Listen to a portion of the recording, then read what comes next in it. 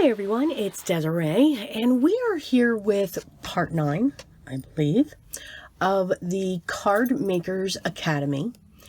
And this one here, we're going to focus on coloring mediums. Now, we're going to focus in specific areas for this one. This I found to be a huge, vast area when it comes to our card making possibilities. So this is just going to focus in on colored pencils, watercolors, alcohol markers, watercolor pencils, and then watercolor brush pens, and also watercolor marker type thingies. So you'll see. And we're going to limit to that. So in here, I'm going to talk about these products, what's available out there. And trust me, there's so much more. So I'll give some suggestions throughout. And we're also going to look at the papers that work well, that I have found that work well with them, and then some alternatives that you can go with as well. There are so many coloring medias, so anything outside of these choices are going to be thrown in another topic that I've come up with. They're actually going to be split out into 2 other topics, whether it's mixed media or embellishments. So keep an eye on that. All right.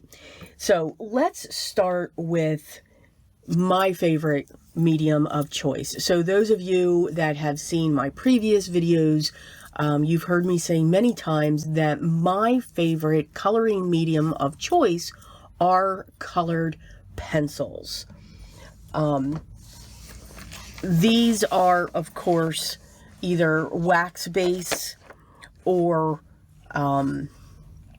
oil base. So I'm going to show the 2 main ones there when it comes to this. These are my Prismacolors. I know that some say there are issues with the Prismacolors. I have not experienced that. So, you know, whether the inside of the core is breaking, sharpening is difficult, the barrels are warped. Again, it doesn't mean that I'm not going to get into that issue, but I just have yet to experience that issue. I am cautious when I do order more and get them shipped, because again, they're bouncing around as they're shipping. I will have that issue of the core breaking when I drop my pencil. Yeah, because I do that. And I mean from a very far distance with that. Now, the Prismacolor pencils are wax-based. There are many ways that, and this is how I do store my Prismacolors, because they go where I go. If I'm going somewhere to do any coloring or anything like that. When it comes to the coloring pencils, there's many choices out there. I do think Prismacolors are a good high end, and because they are high end, yes, they're going to be more expensive, but I don't think they are as expensive as some that you can get. I think these are very versatile. You can get them individually. So if you get a 36 count or a 24 count set is perfect for you. Because you blend your colors to get other colors, and then you can buy individual colors from that set, more colors that you would want, which is great. There's many ways that you can blend your pencils, and for me, there's not one way that only works with wax. I find that it does work with both types. Now again, these are wax base. The other type of colored pencils are oil-based, and I'm opening up my case, and those, I am a fan of the Faber Castell Polychromos. These are an oil-based, pencil, which just means there's also wax in here, but it just has a higher concentration of an oil type component in here. These are creamy. I do think that the Prismacolors are creamy as well. I like the Prismacolors for their opacity. When it comes to your Faber Castell Polychromos, for me, they're a little more transparent when they go to laying down, but that does not mean that you cannot get beautiful coverage with these. Remember, the key when it comes to colored pencils is layered. You want to keep layering your colors to get your blends, to get your effect. So you don't want to start with a heavy hand. You want to start with a light hand, and you want a paper that has tooth. And I'll get into the papers very shortly. So the lighter you are in the beginning, the more layers you can add to get that depth, to get that solidness that you are looking for. When it comes to blending my pencils, whether they're the Faber Castell, whether they are the Prismacolors, my number one way to blend is simply the Colorless Blender by Prismacolor. There are other blender pencils out there. I believe Derwent has one, and other brands, but I have found that the Prismacolor works well and best for me.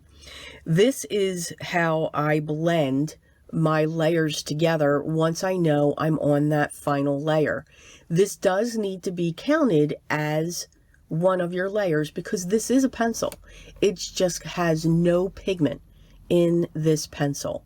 I've used this pencil both for my Prismacolors, which of course this is where this comes, and I do also use it for my Faber Castells. Yes, they are oil-based, but this works just as well. There are other ways to blend your colored pencils also. Now, the other pencil that I will use to blend is the Prismacolor White. This white colored pencil does a beautiful job at blending your colors, but keep in mind, it will make your colors lighter. So you're adding a white pigment to those layers that you have. So I usually use this depending upon the paper and the color background that I have. And again, we'll get into those papers in a moment. So these are my top two ways to blend my colored pencils in any way. Now, you can also use a solvent. Now, there's Gamsol, which is odorless mineral spirits, and a blending stump, or a brush. To me, odorless mineral spirits, and I've said this so many times, and then they say you shouldn't be breathing it, be in a well-ventilated area. And yes, absolutely you should, and you should also with this, with what I'm about to show as well. But that whole concept, odorless, shouldn't breathe it, I don't know, it just seems to not mix with me. So I do like the Zest It pencil blend solution. I do like to use it with a brush and or a blending stump, but I'll be honest, I use this very rarely, so this bottle is lasting me forever. Again, it's a way for you to blend your colors so that you don't have to worry about your strokes, how you're laying down your colors. You can just put your colors down and then just take either your brush or your blending stump and go over it, and you'll get that smooth blend. This, they say, is less toxic, and you can tell if this is out and about because it does have a citrus type smell. It smells very good, actually, but no, do not breathe it, okay? Just saying. But again, used very rarely. Now, this is the liquid form. It does come in a sponge that you can continuously fill, and again, you would just be able to dip your blending stump in there to pick up the liquid, or you can put your brush in there to pick up the liquid as well. Just always remember, put your cap back on. So those are the ways that I use, or that I choose, to blend my colored pencils. This is number one. This comes very close to this to be the second, but it's right up there with it. All right, so those are colored pencils. Now, the papers to use. When it comes to your colored pencils, you want to make sure that you have a paper with tooth. Tooth means it's got a texture to it, just a very faint texture to it, because as long as you have that tooth, it's going to grab the pigment from the pencil. It's going to hold on to it and pull it down onto the paper. My papers of choice for colored pencils are by Strathmore, and it is their mixed media line. They come mainly in 3 colors: toned tan, toned gray, and toned blue. Whenever I'm working with colored pencils, I like to have a toned style cardstock to work on, or a cream. I very rarely will work on pure white. I know that sounds like, oh my goodness. I just very rarely, when it comes to these, will work on that type of a cardstock. These here are 184 pounds. This pad here comes with 15 sheets, and it's 6 by 8, so it's great. I can cut this in half and get 2 panels from 1 sheet. This also does come in a white and a black. So if you are that person that likes white, this is available. I finally found it. Yay! But it is very thick. You'll see the tone tan and the tone gray does come in different type of sketch pads. It's very thin. So it's not really good to have that card base. But I did come across this, and it is absolutely my favorite paper to work on for my colored pencils. What is a good alternative? My next alternative, the next one is going to be the Canson XL Bristol Vellum. Not the smooth, the vellum. Matter of fact, I use the vellum for everything. I think it works the same, but I like the vellum. And with these types of pads, you'll have one side that's a little smoother than the other side. So I always, yes, I'll pet my paper to say, okay, this one's the smoother, this one's got a little bit more tooth to it. And that's the side that I'll use my colored pencils on. This color is not a pure white. It is what I've started to use, because you see it in watercolor paper, traditional. It's a traditional white. It's got a very soft cream effect going to it. So it's like an eggshell, maybe. Another great alternative for colored pencils, and this would be my last suggestion, is the Canson XL watercolor paper. It's got great texture to it. This is the cold press. This actually, I have never seen it in hot press. But these 2 pads, the XLs, are very affordable. And again, the same thing. You've got a more rougher edge compared to the other side. So I will use the more rougher side so that I have more tooth when it comes to my colored pencils. So those are the types of papers that I use. I do not use any spray fixative on top when I use my colored pencils. Again, I am not a color pencil artiste. I'm not creating, realistic portraits or landscapes or items that would hang on your wall to worry about light fastness or anything else. These are for the card makers. Now I do have cards where I've used my colored pencils. I have them sitting around my house for years, and I have yet to see any difference in them. That doesn't mean that they're not going to fade over time. All right, but that's just not something that we have to worry about in our card making world. Now, you can also use hot press papers, and again, use what you have. I do not recommend using the Solar Crest Smooth. paper for colored pencils. I know others have used it for that and they have beautiful results. I just don't get that comfortableness of using that paper. The only cardstock that I will use for colored pencils sometimes is the Neenah Desert Storm, because then I'm pulling in a lot of whites, I'm pulling in a lot of the pastels, and it will hold those colors nicely. All right, so that is colored pencils.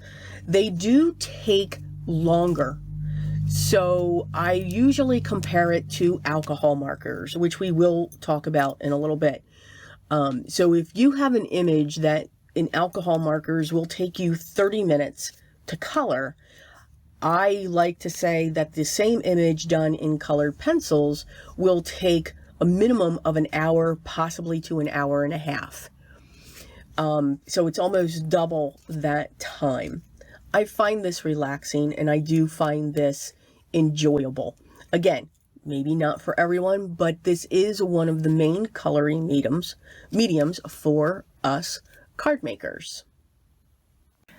Okay, so next up, so we've just gone through colored pencils. So it would only make sense, and I'm moving stuff here, so I apologize. It would only make sense that we're going to talk about watercolor pencils. Now, we're going to talk about two types of watercolor pencils. And that is my cat who just knocked something over. Hold on. Okay, sorry about that. So, watercolor pencils. Watercolor pencils look the same as your colored pencils, but we just work with them a little differently. Now, I have two versions. I have one version of a watercolor pencil, and then I have the Derwent Inktense pencils. Now, I'm keeping these separate because while we have called these watercolor pencils, the difference is the pigment in these are ink. So when these dry, these are permanent. When we put these down and add water to them, because that's what we do for both, these we can reactivate with water. Okay, so we've got a watercolor pigment in a watercolor pencil, and we have ink in the Inktense Derwent.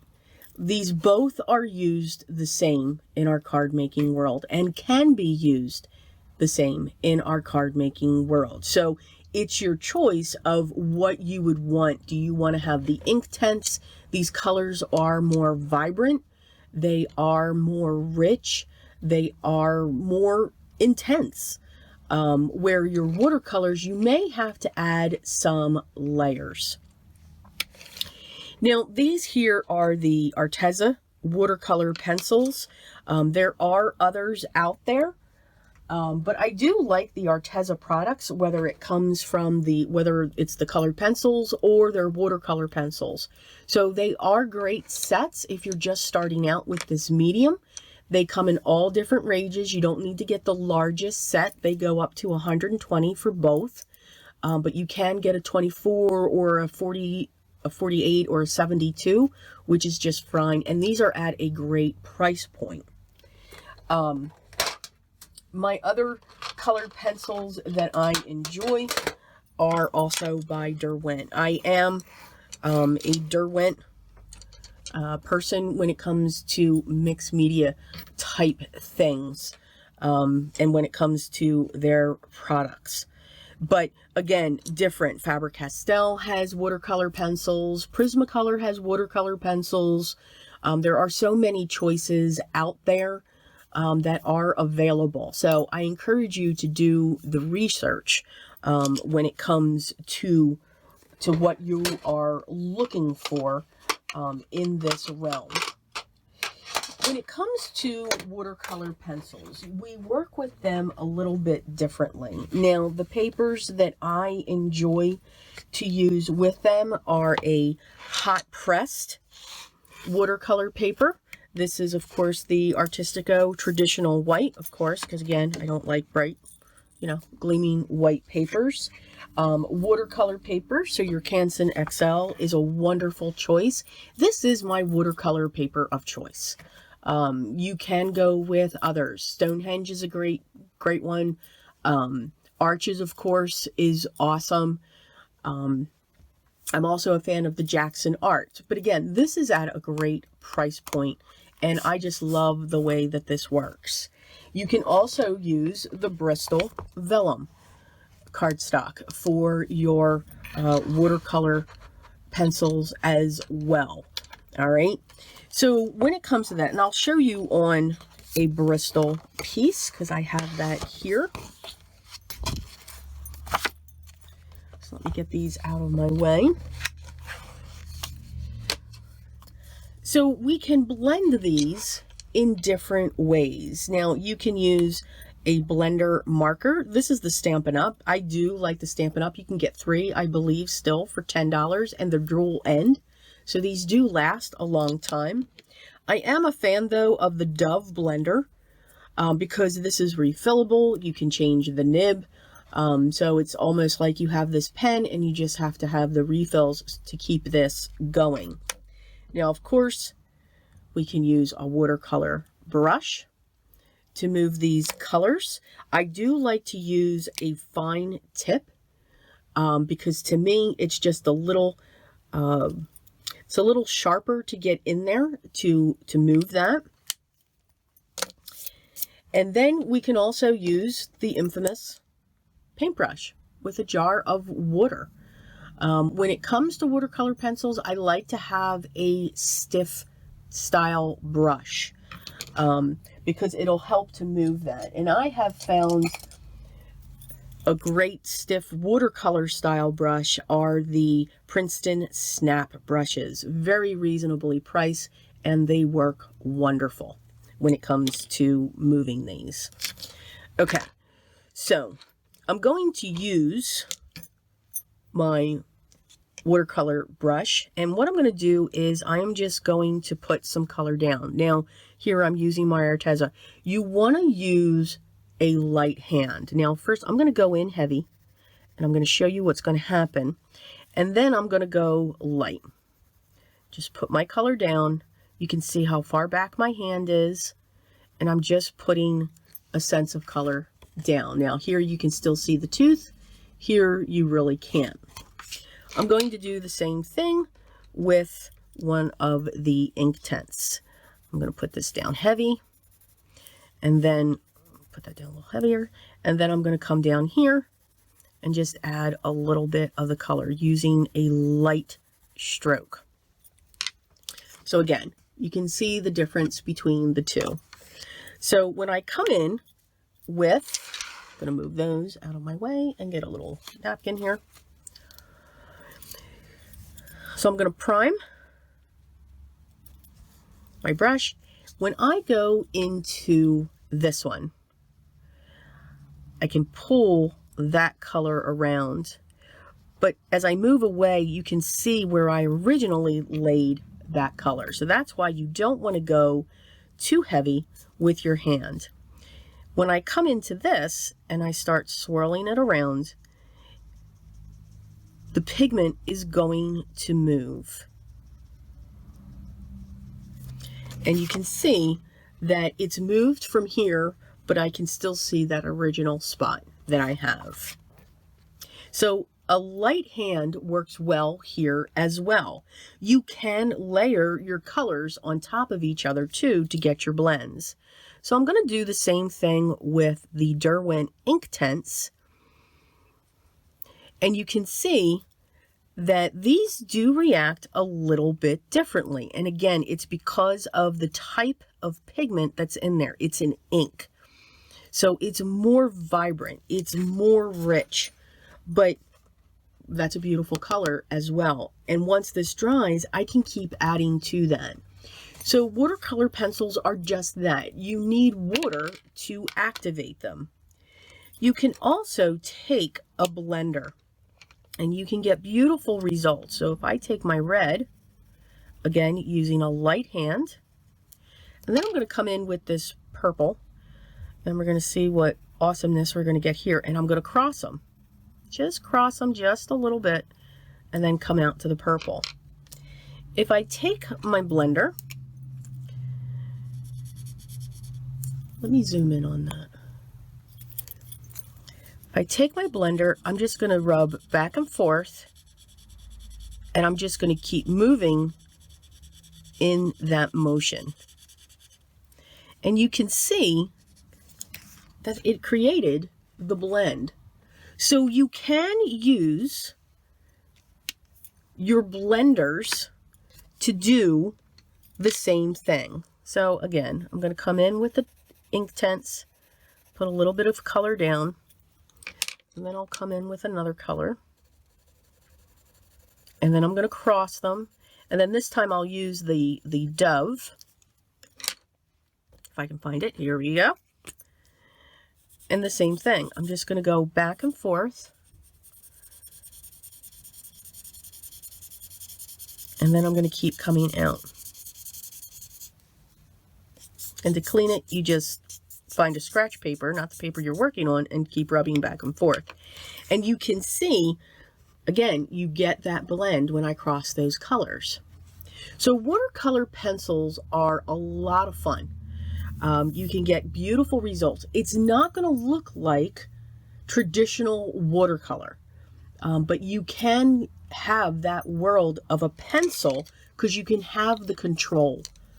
That's what I love about watercolor pencils. You can have control when it comes to putting down your colors.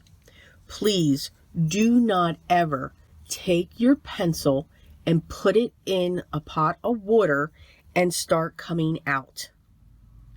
I've seen some people do that. I do not recommend it. Your casings are wood. Water gets in here, they will start expanding and contracting, they'll crack. Okay, I wouldn't even suggest just putting the tip. But what you can do with these is take your brush with water or your watercolor brush, swoosh it on the tip of the pencil, and you can see that you can get pigment down to do your watercoloring. So again, not only can you use it straight from the barrel, but you can use these as a watercolor to fill in your images. And then that looks like a watercolor effect. That is how I would suggest. Now you can do that with your watercolor brush and or a brush with water on it.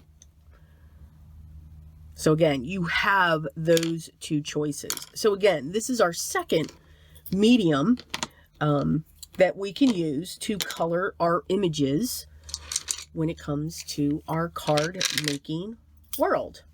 Up next, watercolors themselves. Okay, so watercolors. There are so many different watercolors that are out there, so many different companies. And again, you can do your research for the brand that you would like. Now, please keep in mind, Crayola is a wonderful watercolor to start out with. You can do your mixing. You can create those beautiful bulbs and flowers and petals and everything else that you're looking to do. So this I do recommend. The other one that's good to start out with is Prang, the 8 color set as well. I say stick with the 8 color. I know Crayola and Prang, they also have, I think, a 16 or a 24 pan set. Again, get those if you don't want to learn mixing your own colors, but if you want to see, okay, what happens when I mix this with this, then get those larger sets. You don't have to think. It takes that thought process out. But I do love the Crayola. I love that it's a good set to start with and to get those principles down. Now, the watercolor, now Arteza has sets, Altenew I know has sets. You just want to make sure that the sets that you're getting, they are somewhat translucent.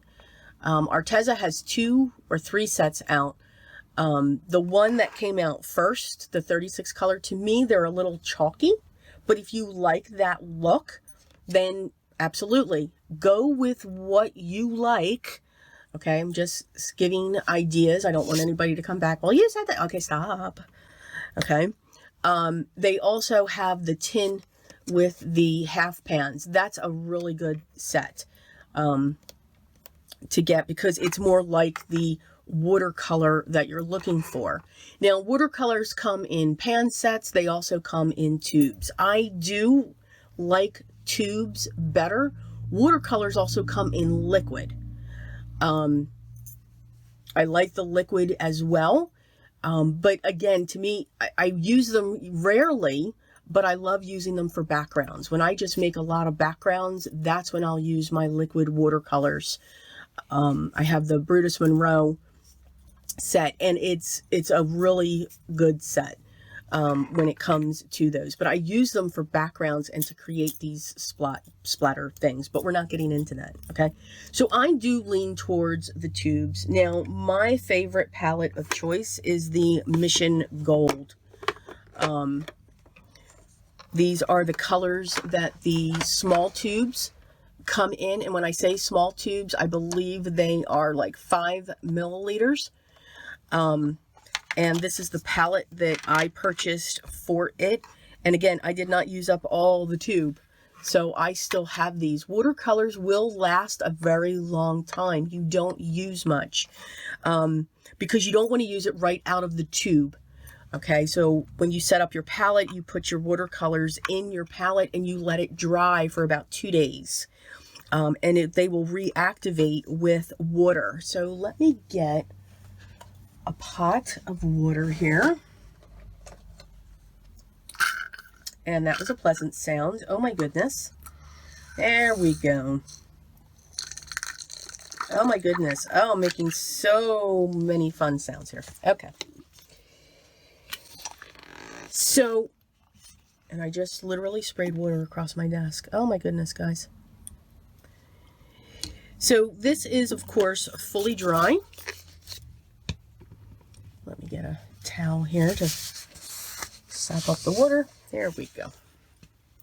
So I can take my brush. I have my Princeton Snap here.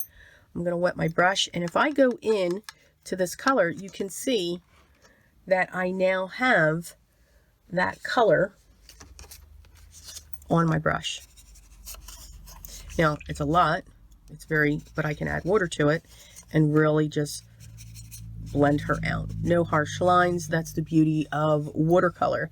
Now, even the areas that are on my palette here, I can just add water to them and I can activate those as well. That is the wonderfulness of watercolor. All right, so that's why I do like the tubes. I think they last longer. But again, some people go with half pans because it's just easiest. That's what they can go with. It's already set up. They've just got to open it and they are ready to go. But you can see, I mean, this is really dry. This is Opera Rose here. That is one of my favorite colors. It's gorgeous. And you can see it's not coming out. But when I put water to it, she has just come back to life. She does beautiful things with colors. All right. And this is all you need. Now, when it comes to watercolors, I do like to use a brush with a jar of water. And I have 2 jars of water. One to clean my brush and then another one for clean water for when I go into a new color. Some people will say have 2 jars for water, one for your warms, one for your cools. There's so many different ways to do it. But when your water gets really dirty, it's going to affect the colors that you're trying to work with. I am a very messy watercolor person. I love to mix my colors and just keep mixing in these pots. Now, usually this is all my warms and this is all of my cools, but I put my purples in there. But again, just to reopen that. Now, when I put yellow into this, I come up with this funky reddish brown color. But I can keep bringing that back as I continue to pull in my colors. So now I'm getting a deep coral going in there. And again, watercolors are fun because you can just play with them. You can just have hours and hours of fun just looking at, okay, well, what happens if I mix this color? And what happens if I mix this color? This is a great medium to do. And yes, it can range. You know, you can get this perfect palette here from Crayola for under $3 at your local craft store. This here, I don't think this is at a good price point, the Mission Gold. I think this was just under $40 on Amazon. The only other, you know, we hear a lot about so many different brands. Daniel Smith, again, beautiful watercolors. I don't think that anybody has to go to that level unless you truly enjoy watercoloring. So if you find that watercolor becomes your medium of choice, then that could be something that you can look at. And remember, the beauty of watercolor is you do not have to have every single color. You can choose your color. It's with anything that we do. If we have a red, a yellow, and a blue, those are the primaries. When we mix red and yellow, we get orange. When we mix red and blue, we get purple. And when we mix yellow and blue, we get green. Those are our secondary colors. And then from those colors, we can go into our third level, our tertiary colors. So we can build just off of those three colors. So watercolor is very forgiving in that manner. But you can also do that in colored pencils as well. It just takes longer to do that, if that makes sense. The papers that I like to use when it comes to my watercoloring are, and you've seen it before, I love my Canson XL watercolor paper. Absolutely love it. They say that as you continue to grow in watercolor, the best paper to work on for watercolor, of course, is 100% cotton paper. It's a more expensive type paper. This is not 100% cotton. This is, I think it's I forget, that word just went right out. Excuse me, sorry I sneezed. I want to say cellulose, maybe, but it's not 100% cotton, but I think it works just as well.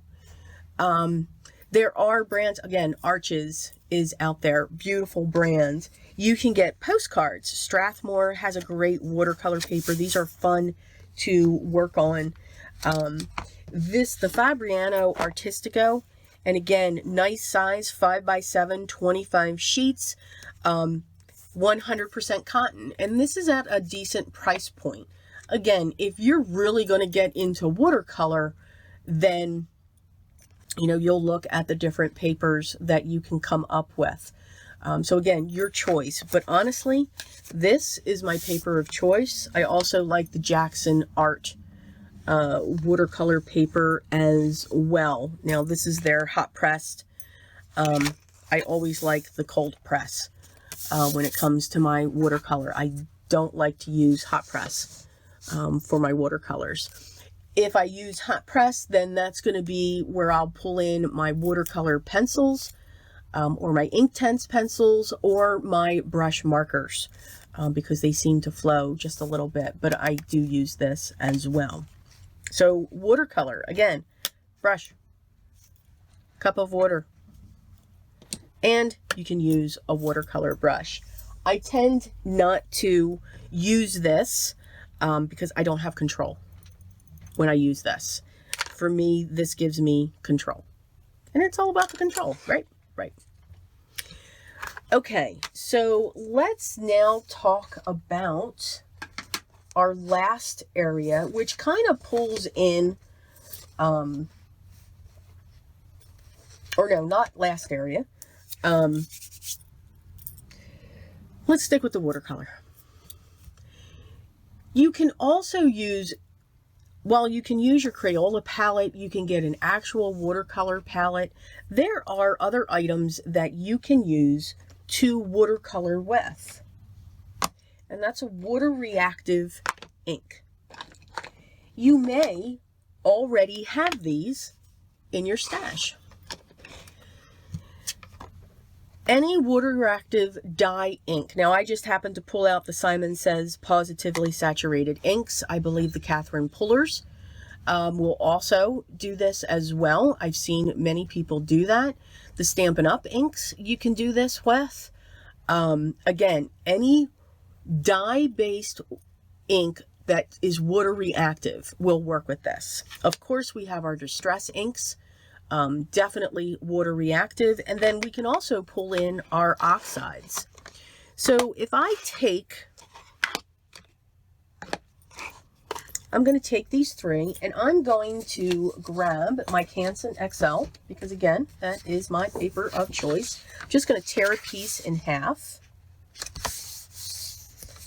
mainly because I love the edge that it gives when you tear. Got to tear, right? I always have to tear. And you want to have a palette, something that's slick. Now, you can get a piece of cardstock and laminate it, and it can do the same thing of what I'm about to do. Matter of fact, I believe, where is mine? Here we go. So here it is. Cardstock, laminated. We're going to use this because it's also nice and big. So I am going to put my Distress Oxide down. I'm going to put my Distress ink. This one is really filled. You can just see it's just pulling there. And I'm going to put down the Positively. Oh, 3 cool colors. Looks like a sherbet going on here. Okay. I'm going to grab my brush, and I'm going to grab my pot of water, and I always have a piece of paper towel or a rag near me because I always dab off my brush. So I can put water on my brush, go into, here's the Distress ink, and it's a watercolor.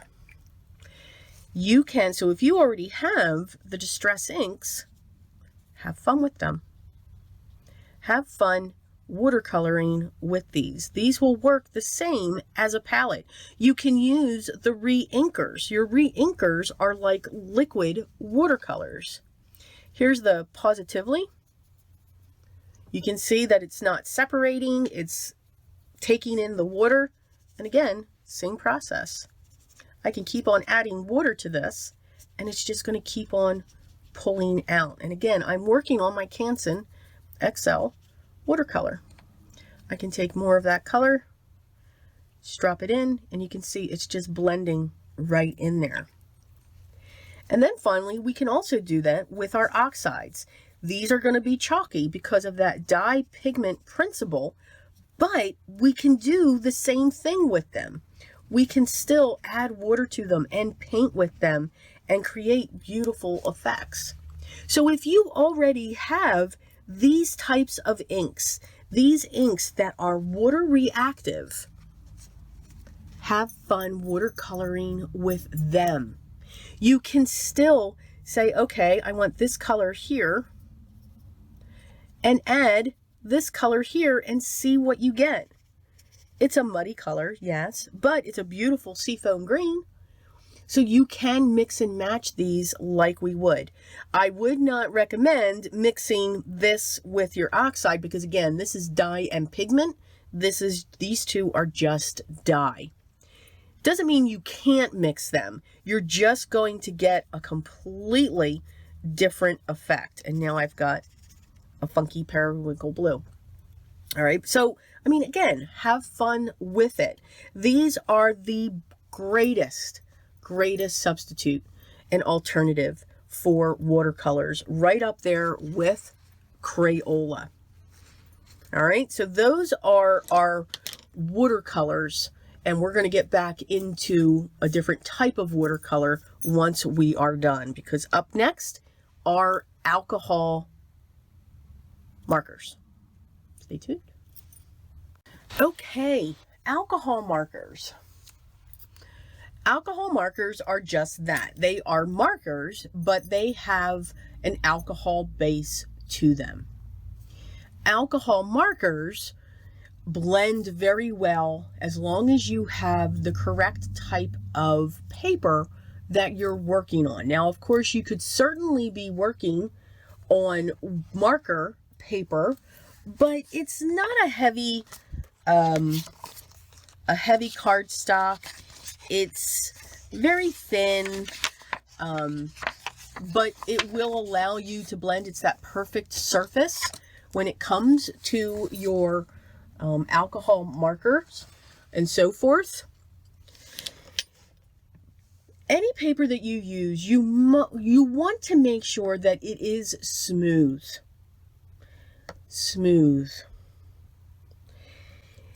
Because that's what helps these markers work. You saturate the paper, and then as you come in on your next color, it helps to blend them.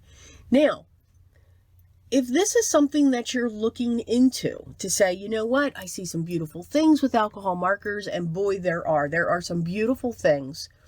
One of the first things that you can look at using are Sharpies. Sharpies are alcohol markers. They are alcohol-based markers.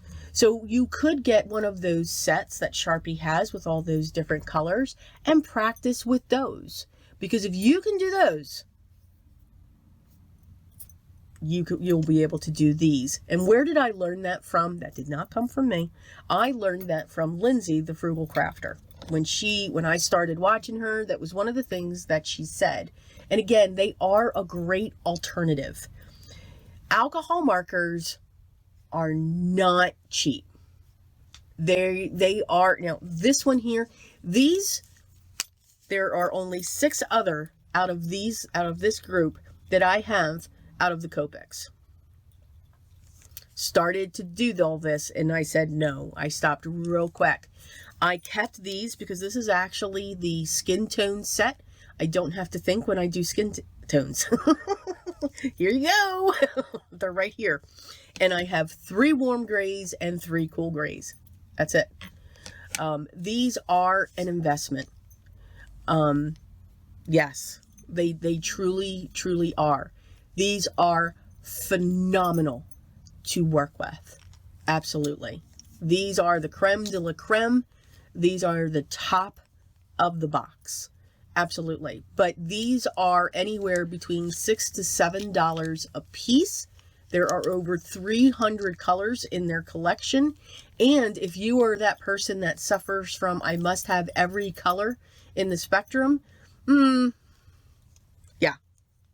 Again, but you don't have to go with these. One of the alternatives that I found when it came to the Copics was the Altenew and the Prismacolor. These both can be bought individually. I like the Prismacolor. I have used these for years. Again, what I look for is that brush nib. I've got to have that brush nib. To me, that is key. And then Prismacolor on the other side has a bullet nib. So if I want to really get into some fine flicking, that I can do that as well. Okay. Altenew, same thing. Bullet nib.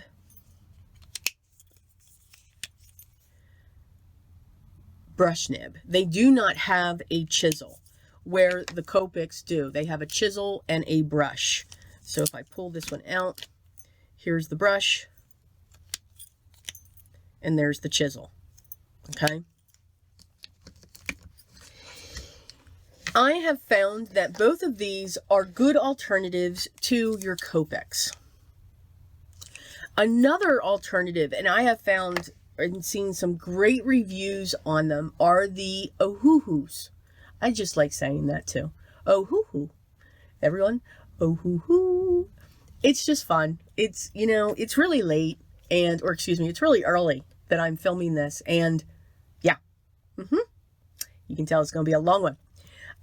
So I've heard great things about them, and they are at a great price point as well and have a lot of colors in their line, and it's something that you can build up on. One of the things though that I look for when it came to an alcohol marker is, can I refill it? can I change the nib as it wears down? You do not have that option with Prismacolor, but you can buy their markers individually, which is nice. And you only get one. So you're only buying one. And they're about $4 or $5 a piece. Okay, so when this starts dying out, then you got to kind of time it and say, okay, so that you can continue using them if you're big on alcohol markers. The Altenews can be refilled and the nib can be changed. I think I have worked with Copics. Again, I started my collection and I quickly said no. Because these are not my medium of choice.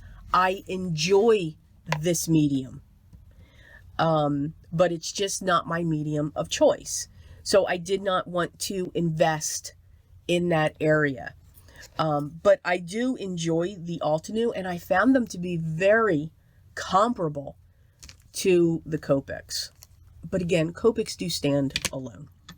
Okay, and again, I am not here to say go here. I am not here to say to buy this. This has nothing to do without buying anything. This is information for you so that you will be able to do your own research, whether that's on YouTube or the internet. So just know all of that. The paper that I like to use when I am using my alcohol markers is the Solar Crest White 80-pound smooth. That is my paper of choice. Now here, I think I got 3 that will blend together here. So again, alcohol markers are made so that you saturate the paper, and everybody works with them differently. I like to come in with my lightest color first. Then I like to come in with the next color. I like to do flicking motions when it comes to my alcohol. And then I come in with my darkest. Then I will come in with my lighter color and just flick over the edges of where the medium and the light meet. And then I will do the same thing with my medium. Again, pushing down and coming up from that to get those blends. And I'm leaking for some reason, but that's okay. And just keep on going back so that I get that blend.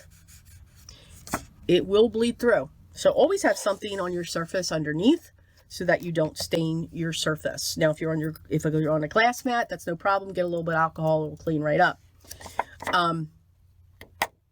If you're on one of these, it will stain.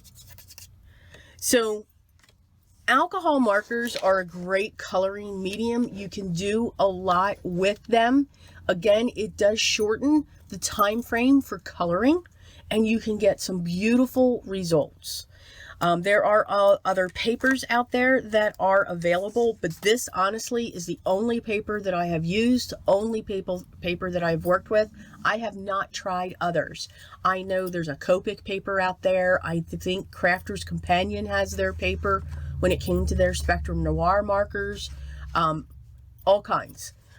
So again, do your research, but this is the paper that I enjoy when it comes to this. Okay. So again, these are refillable.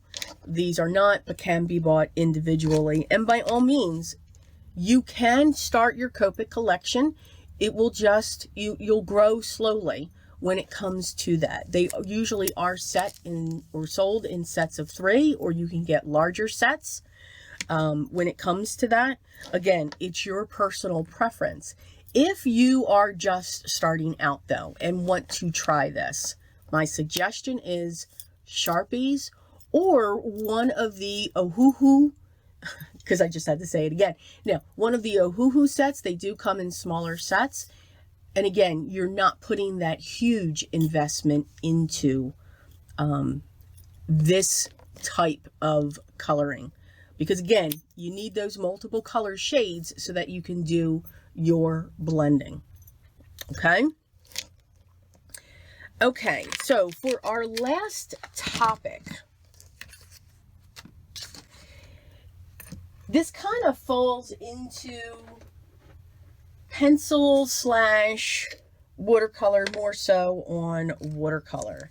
So we have, does anybody remember the Zig real brush markers? They are still around. They are still wonderful when it comes to this. Altenew has also come out with their, that's two greens. That one's not open. They have come out with their own watercolor brush pen. Why am I keep pulling the ones that I haven't opened yet? My goodness. And then we have, if we remember these, which of course we do, are the Tombow brush markers. Okay, so let's go with those two. Now, of course, there's also another brand that I'm not showing right now, but the Canson markers, watercolor markers as well. They're going to be similar to this or these. Now, and of course, Arteza has real brush pens as well. They are a great alternative to the Zigs. These are at a higher price point. Altenew has 3 great sets. You get 12 of these. And then, of course, you have your Tombow when it comes to those. Now, for these, I do like to work on my Bristol paper. And I'm going to get just another piece of that.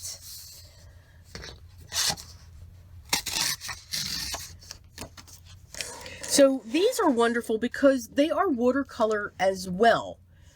Now there's one of these that works in a dual mode, and I will get to that as we continue through. So I'm going to pull back in my brush and my little pot of water here and my piece of kitchen towel.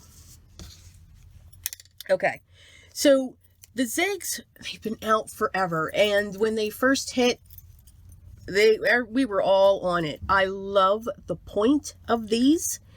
You can put this color down. You can mix and match your colors. So I can come in with the pink. They have beautiful coverage. I can then come in with my brush and I can just go to town mixing these up. Okay, again, they are watercolor brushes. Now, they also work well, for me, at least I thought they did. They also work well on watercolor paper, and that's what this is. Now, a lot of people said when it came to these, oh, they don't work on watercolor paper, they don't blend and all that. I think they work better on watercolor paper. But again, it's the user. It all depends on what you do when it comes to the product. And with everything, it takes practice. It takes time. It took me a long time to learn that as well. So don't get frustrated if you've got something and you're just not getting the results. Keep practicing with it. Keep working with it. You will develop your own style when working with these products. Again, I do like the watercolor paper. So guys, I'm going to stick with the watercolor paper. People have said, oh, they work better on Bristol. I like the watercolor paper. So these are great. Yes, they are still around. I got this idea here from Jennifer McGuire so that I knew what color they were. They're kind of close to the colors here, and I store these upright so that the ink stays down here. I know probably somebody's going to say, no, you can't do that, but I've always done that with these. I don't want to, they say, you know, you could store them on the side, but to me, I just don't want the ink to constantly come out and leak. So I store these upright in a container. Now my alcohol markers, I lay flat. They are stored flat in front of me like this, so that I can just grab and I see my colors. I don't like to store these standing up. You can, but again, it's just my preference to store them this way. To me, then the alcohol ink is going back and forth in the barrel of that. So again, these are still around. Your alternative to these, if this is something that you like when it comes to these, are the Arteza Real Brush markers. They are great. They are wonderful to work with. I believe I did a video comparing these two. These, though, you can buy individually. You can also buy the Arteza ones individually. You just get 3 in a pack, which is great. I mean, if it's a color that you use all the time, there you go. Or if you know somebody else, you know, you guys can split that up. Another medium here, I'm going to jump straight to the Tombow Mono. I love these as well. I think these are great, and I love to use my blender with these to pull out that color and to just smooth out that edge and then go down into the deep and get a beautiful blend when it comes to these. Again, you clean it off on a scratch paper that you're not currently working on, like I'm doing here, and you can just get that beautiful blend when it comes to that.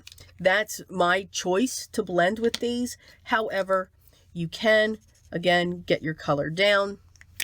Again, I am on watercolor paper, Canson XL, and then just pull out that, look at that color. It is just absolutely gorgeous, and it really does just pull out. I mean, and you don't see that line, you don't see that harshness. You do in the Bristol. I don't know. It sounds like I'm trying to convince you guys. I'm not. I'm not. I just try, again, it's one of those things that I struggled with where everyone says, Bristol's working better, everyone, and it just not. I love the watercolor paper. I mean, that real brush right there just dried, and it is beautiful. It looks like watercolor. And then finally, now these are sold in sets, and I believe these are available individually as well. They have a dual end, so you have this beautiful brush nib on one end, and then you have a bullet on the other as well. So again, these have been around a while. We haven't seen them much recently. These are just as good as to your real brush. It's just a different form. Literally, a real brush is because it has an actual brush at the end. These just have a brush end similar to your alcohol markers, like a foam end. Finally, we have the Altenew watercolor brush marker. Now, I saved these for last. Now, these I definitely store up like this as well. Because I did have them stored on their side, and oh, it was not pleasant. These act just like this watercolor brush, and isn't it funny? It looks the exact same thing. So yay! I do love the tip of the Altenew watercolor brush markers. It's a nice fine tip. I'm going to real quick grab my palette here. I'm going to put this here because, again, when you open them, sometimes stuff leaks out. You can see that it's in the barrel, but these are wonderful. So these here, beautiful brush, beautiful, absolutely gorgeous brush. I'm going to put a little bit of the color here. It's wonderful. I'm going to come in with my brush and just grab that color, and it just goes. I mean, it is absolutely wonderful. Here's the beauty of these. If you are thinking about watercolor, well, keep thinking about these. And here's why. And I'm grabbing something, so hold on here.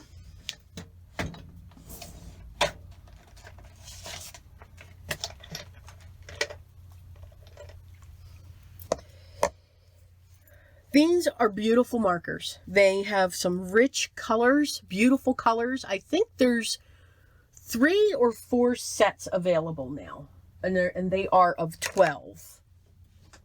Let me see. 1, 2, 3. 3. 4. And there's no duplicates. So you have an autumn festival, tropical, winter wonderland, and spring.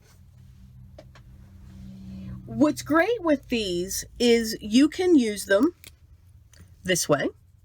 Go direct to your paper. I like to come in with a brush with water and just smooth it out and have fun with that. Beautiful coverage, beautiful cover. However, I do like control.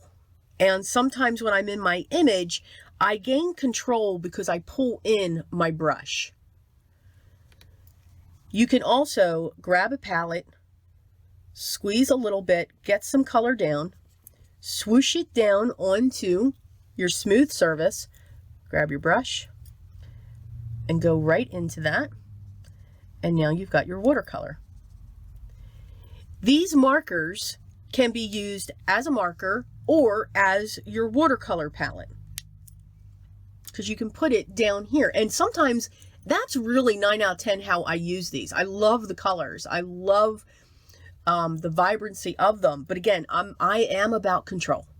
So this here, I will put it on this pad here and then take it to my paper. Or I'll put a thin line and come in with my brush.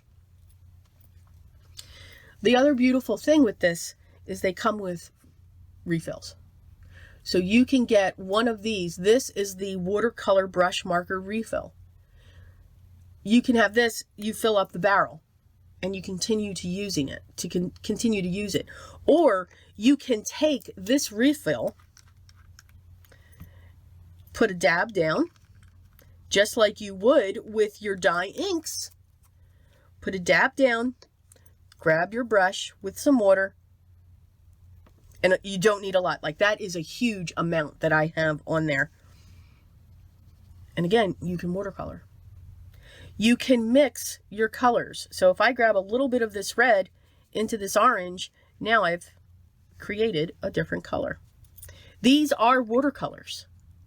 So if you're interested in the watercolor and watercoloring, these are a good option because you get many ways to use them. You can really stretch out how you would want to use these. You can use them on a palette. It's liquid watercolor. You can use them in the brush. It's a form to get it onto your paper. You can use another brush to move it if you want. Or you can simply just get another watercolor brush and move it around as well. So you do have more options when it comes to these. But again, I store these upright because they flow beautifully. And that's my thing with control. I mean, they put out a lot of color. It's beautiful. Absolutely beautiful. But it doesn't seem to stop. At least for me. All right. So again, refills available. For all of their colors. So you would get the best of every single world. If you don't have, you know, a lot of dye ink colors and you don't have the re-inkers, again, you can do the same thing with that. So these are two great alternatives if you want to learn and work with to see if you like watercolor before you go into a pan set or a tube set, whatever you are looking for. Now, the paper that I only, as I said, the paper that I only use for any of these is watercolor. I'm just not a fan of the Bristol when it comes to this, but you can. It's either Bristol cardstock or watercolor. And my watercolor here that I have been using is Canson, and absolutely love it when it comes to these colors. Those are the coloring mediums that I am going to talk about today. All right. So we talked about our watercolor brushes and markers. We talked about our alcohol markers. We talked about using our inks. We talked about using straight up watercolors. We talked about, hang on, watercolor pencils and Inktense pencils. Again, there is a difference because of the pigment.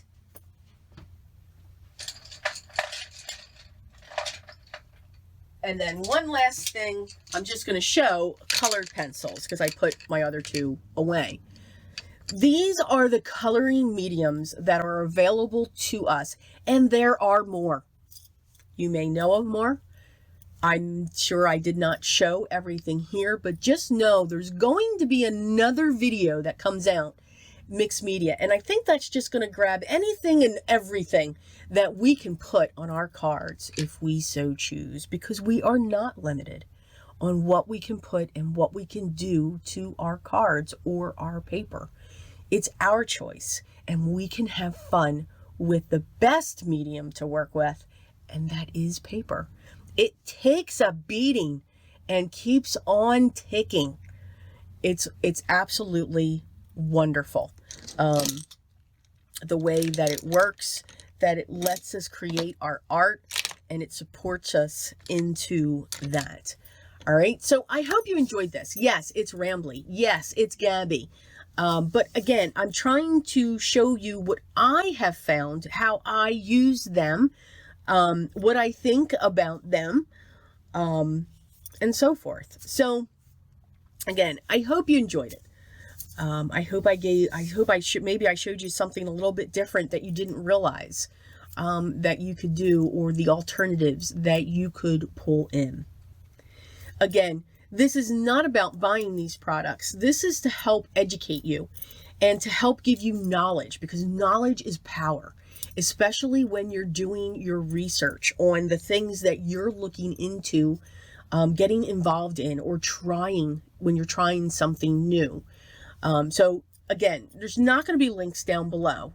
Okay, you guys know where to shop and know where to go. I've always said, you know, where you can get your deals. Amazon, Blick, there you go. That's where you can get your deals when it comes to stuff like this. But if you do have questions, please leave those down below. And I will make sure that I get back to you. Yes, we actually have number 10. I think we're going to go up to 12 when it comes to the education portion, because we just keep on growing when it comes to that. Okay, so everyone, enjoy this craft. Enjoy knowing that you are creating art. You may not know it and you may not realize it, but you are. You're taking something and turning it into something else. So please know that and take that to heart. If we were perfect, we would all be Hallmark, and we are not Hallmark. Absolutely not. We make handmade cards and handmade journals and art journals, and that's what's wonderful. Those little tiny nuances that we get to create in there. But most of all, enjoy your day, have fun, and always remember what is truly most important to me for each and every one of you. Always be creative. And I'll talk to you in the next one. Till then, guys, take care.